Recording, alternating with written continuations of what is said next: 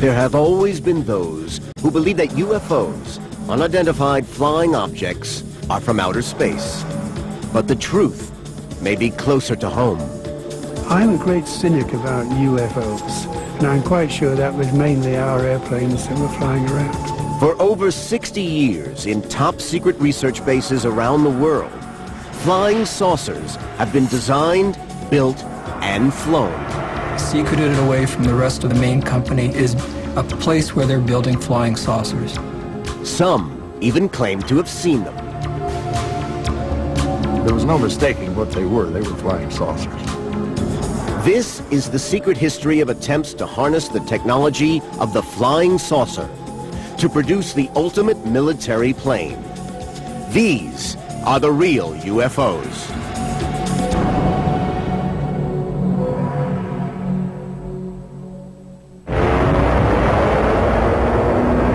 The story of the real UFOs begins in Nazi Germany. As victory in the Second World War was slipping from their grasp, German scientists were trying to perfect weapons that might turn the war in Hitler's favor. One of these was Victor Schauberger, an inventor who had produced models for a flying saucer. It had met the promise of a flying machine that could maneuver like a helicopter, but travel at supersonic speed undetected by the enemy. Schauberger's craft utilized a tornado-like vortex, which produced magnetic effects causing levitation.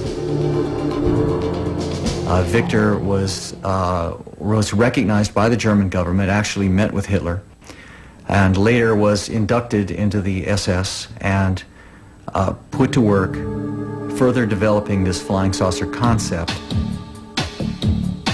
He worked alongside a group of brilliant German engineers, including Rudolf Schriever, Andreas Epp, and Dr. Richard Miete.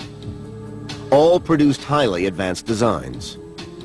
The Germans actually had three separate developmental areas for flying saucers, one at Peenemünde, one at Breslau, and the other at Prague. At all these three facilities, flying saucers flew.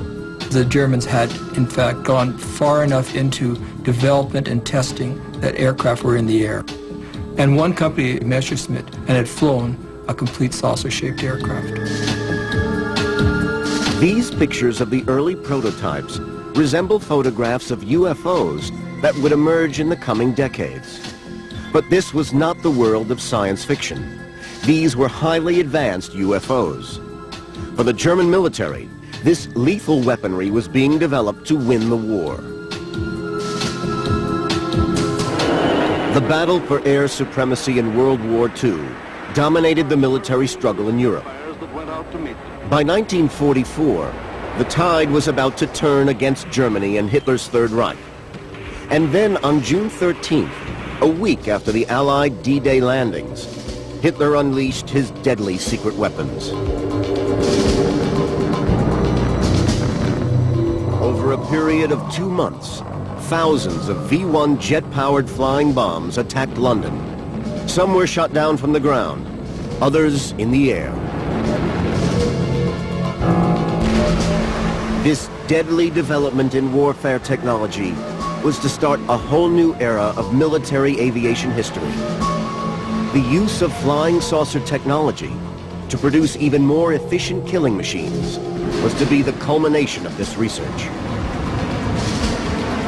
During the Nazi period, we had a flowering of new thought, of scientific thought, of technological development.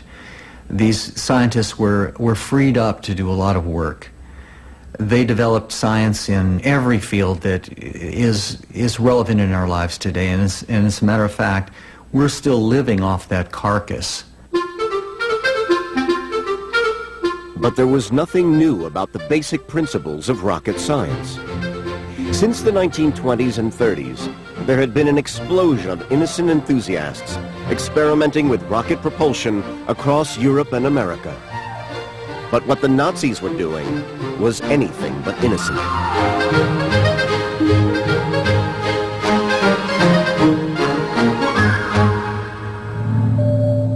At their deadly weapons research facilities, scientists were working on a new generation of weapons. And alongside the rockets and missiles, real UFOs were a crucial part of that program. One of the incredible things that happened during the Second World War was the amount of technology that German scientists were turning out that was devoted to a war effort. And that included rocketry, it included the jet engines, but it also included some remarkable work in terms of flying saucer craft. But time was running out for Hitler and his scientists. On all fronts, the Allies were breaking through. The Germans were in retreat. The flying saucer technology, just like all of Hitler's other ultimate weapons, would come too late. Even right to the very end of the war, it seems they really believed that these super weapons, these super delivery systems, were going to be able to at least stall the Allies and they were going to be able to arrive at some sort of political settlement of the war. Hitler's dream of winning the war with his super weapons never came. By May 1945, the final battle for Berlin had started. The war in Europe was virtually over. But this was only the beginning of the story of the real UFOs. Within 3 months, the Second World War came to a dramatic and horrifying end. At 8:15 in the morning of August 6, 1945, the Enola Gay, a B-29 American bomber, dropped the first atomic bomb on Hiroshima. With the war finally over, the former Allies had now become rivals. The Soviet Union and the West would soon be locked in a battle for the latest military technology. Well, at the close of the Second World War, all the former Allied powers were engaged in a race to capture German technology. Americans captured a complex for the manufacturing of B-2s and the plans for many other missiles, but the Russians captured the latest models of jet aircraft from the Germans and a good amount of rocket scientists. But the key question was who was going to capture the real UFO scientists. The secrets of German rocketry and missiles was not the only technology to fall into Russian and American hands. The Cold War was about to begin, and alongside the very public nuclear arms race, with its displays of missile hardware, there was also another secret arms race going on, which the public knew nothing about. This time, to find the ultimate flying machine, a flying saucer from the world of science fiction.